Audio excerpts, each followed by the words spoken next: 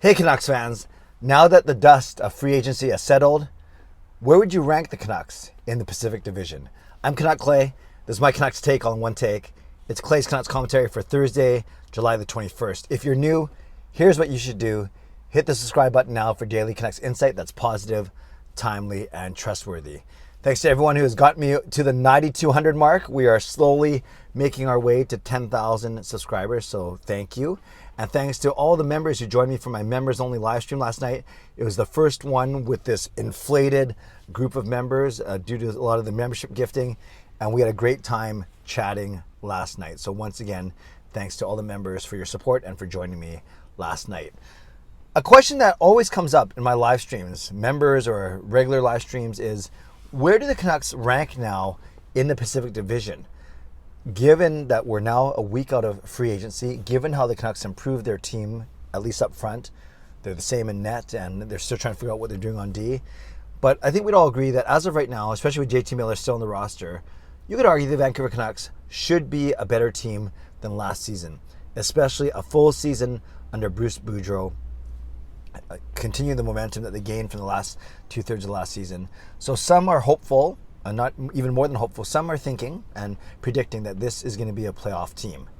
And not just because of, you can't just look at Vancouver in a vacuum, you have to look at the other teams in the division. So I'm going to quickly look at the teams, and in order of placement, you had Calgary with 111 points last season, then Edmonton with 104, then it was, who came in third? Oh, LA with 99, Vegas with 94, and then Vancouver with 92. So again, Calgary 111, Edmonton 104, LA with 99, Vegas with 94, and Vancouver with 92. And of course, Vegas and Vancouver missed the playoffs. Only the top three of Calgary, Edmonton, and the Kings got in. So for purposes of this vlog, I'm not going to worry about the three lower teams, Anaheim, San Jose, and Seattle. They all made decent moves during the free agent period, but nothing that's going to push them over the top, get them over the hump, whatever analogy you want to use. None of them that are going to make them like a 20-point difference, because those teams finished under 80 points last season. So I'm not going to worry about, like I said, Anaheim, San Jose, and Seattle for the purposes of this vlog. I'm not going to worry about the Vancouver Canucks from a standpoint of, I've talked about them so much. I led with it. Obviously, the additions of Kuzmenko, Mikheyev, and Lazar, and bringing back JT Miller, a very, very deep top 9 and top 12 actually, and then no changes on D, and then you're still hoping, at least not yet, and then you're still hoping for a really good year of Thatcher Demko and Spencer Martin backing him up. So we know that the great pace they played on after Boudreau came in December, so well, you kind of use them as our benchmark. So really, you got to get to third to be safe, and maybe sneak in as the fourth team as a wild card. So let's start with Calgary. They won the division. They were unceremoniously dumped out of the playoffs by their Alberta rivals, the Edmonton Oilers. And obviously the big story here is they lost Johnny Gaudreau to the Columbus Blue Jackets on the first day of free agency. And the story that's been sweeping the hockey world right now is the fact that Matthew Tkachuk has said he is not going to re-sign long-term. Now, he may have to play one more season in Calgary, given that Calgary filed for a club-elected arbitration.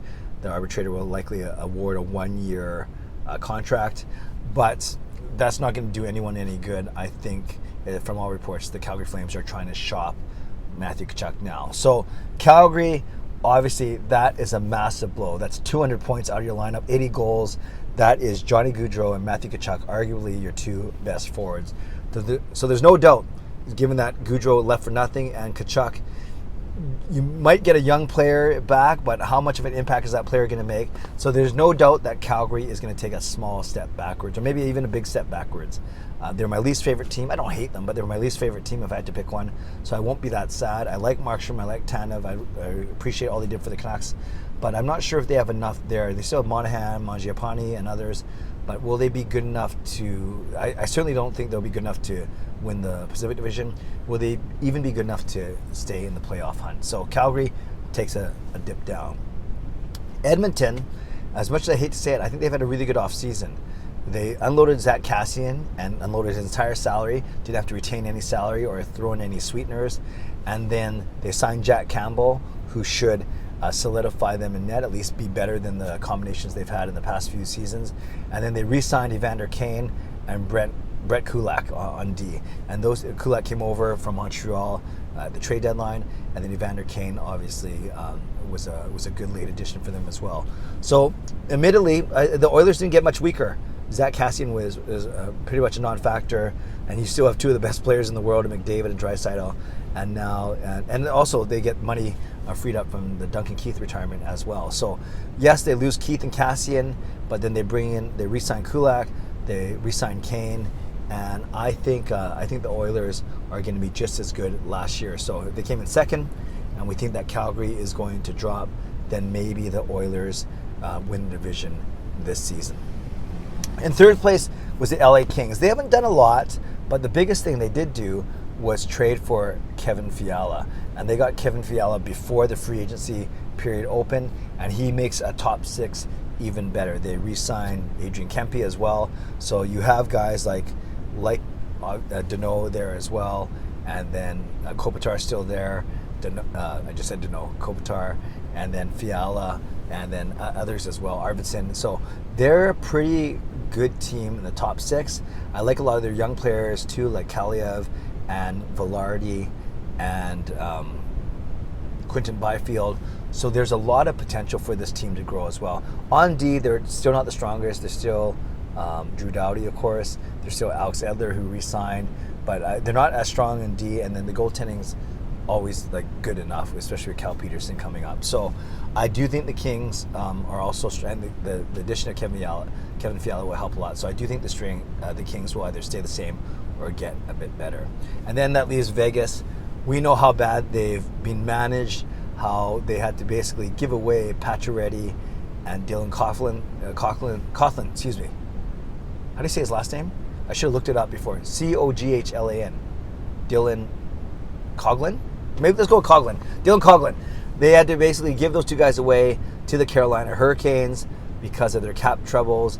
Of course, they traded for Jack Eichel, and then, they only could do that because Mark Stone was still in LTIR. Now, at the end of last season, Eichel was still finding his way, and then you had Bovenlander playing hurt. You had Mark Stone not fully recovered, and I get all that. There's still a lot of talent on that team with Riley Smith, so on and so forth. But you can't just give away a guy like Pacioretty and lose a guy like Pacioretty and his points for free. He's basically a point-a-game player. So that is another sign of poor mismanagement by the Vegas Golden Knights. They have enough talent still to do some damage. Of course, Jack Eichel, Mark Stone, Riley Smith. There's so many good players still. But is there the chemistry? Is there the confidence? Are they simply, or is that kind of magic run out over the past 4 seasons? The previous 4 good seasons before last season. So throw it all together, and where do I think the Canucks are going to wind up? The optimist in me says they're going to come in third. That it's going to go Edmonton, LA, Vancouver, battling with Calgary and Vegas for third. That's the optimist in me. And that's if everything goes right. If Demko plays well and the new forwards gel really well, Miller's still here, and PD has another big year. More improvement from Puckholz and so on and so forth. But do we really think that Calgary and Vegas are going to drop off that much? If Vegas was only a 94-point team, yeah, maybe even if they don't gain anything, they're still not a playoff team. But Calgary, 111 points. Could they drop off conceivably 10 or 15 points? Maybe they could. Although, again, depending on if Tkachuk stays for this year, which I doubt, or if they get a decent replacement for Tkachuk that can slot in the lineup, maybe the effect isn't going to be as bad as we think. So I will say this. If I had to predict, I'd go Edmonton 1, LA 2, Vancouver and Calgary battling for 3 and 4, and then Vegas at 5. That's the way I'm going to put it right now. I'm not sold on this Vegas team, and I'm also not sold that Calgary is going to drop so crazily. They will drop, but I just don't know. It's hard to quantify by how much. But if I had to pick, I'll stop being wishy-washy. This is the GLCPC. We're going to go optimistic. So we're going to go Edmonton, LA, Vancouver, Calgary, Vegas. So yes, I'm predicting as of now that the Vancouver Canucks will finish third in the Pacific Division. You might call me crazy. You might say that's kind of obviously a little bit too idealistic, that Calgary and or Vegas may not fall as badly as I think, or maybe you think that Edmonton and the Kings won't improve as I think as well. So I would love to know your thoughts. Give me your ranking. Don't worry about the Anaheim, San Jose, and Seattle of the world. Just give me your top 5. Right now, if I had to pick and nothing changes, I'm going Edmonton, LA, Vancouver, Calgary, and Vegas. And as you know, the Calgary and Vancouver is very close in my eyes. Give me your standings predictions for the Pacific Division down below in the comments. Shout out to my sponsors, Perform and Transform, Personal Training and Weight Loss, and Advanced City Experts Real Estate Group, Jason Lim and his team. Thank you, legendary Lucas Gates, legendary Just Incredible, legendary Andrew Chang, and to all Hall of Fame and franchise members as well. Subscribe if you'd like to, like this video if you'd like to, leave a tip, a super thanks if you'd like to, upgrade your membership or join as a member if you'd like to, and definitely leave a comment down below if you'd like to with your predictions for the Pacific Division standings for this season. Have you made it this far into the video, 11 minutes in? This one's simple. Type in the word playoffs, because that's where I think the Canucks are going to finish. I don't know if you'd agree with me, but it's my vlog. So type in the word playoffs, and then I know that you made it to the end of this video. Stay safe, stay healthy, take care of yourselves, and take care of each other. Have a great day. God bless, and go Canucks go.